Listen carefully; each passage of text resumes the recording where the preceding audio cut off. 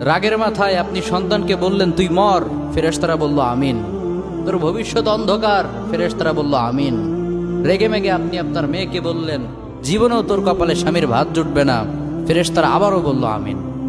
আচ্ছা, আপনি না সেই ব্যক্তি যে তার নিজের জীবনের চাইতেও সন্তানকে বেশি ভালোবাসেন? আপনি না সেই ব্যক্তি যে তার সন্তানের জন্য হাসতে হাসতে নিজের জীবনটাও দিয়ে দিতে পারেন? আপনি না সেই ব্যক্তি যে আল্লাহর কাছে নিজের চাইতেও সন্তানের জন্য বেশি দোয়া করে? তাহলে কি করে নিজের হাতে নিজের সন্তানের এত বড় ক্ষতি করতে পারলেন? Doesn't make any sense. Common sense বলতে কিচ্ছু নাই আপনাদের? আপনারা কি জানেন না আপনাদের রাগের মাথায় বদদোয়া করাগুলো ফেরেশতারা আমিন বলে? দাওয়াতুল ওয়ালিদ আলা ওয়ালাদি, বাবা মা তার সন্তানের জন্য যেই দোয়া করে সেটা ভালো হোক কিংবা বদদোয়া হোক, আল্লাহ সেটাই কবুল করে নেয়। এজন্য খবরদার, নেভার কার্স ইউর চিলড্রেন।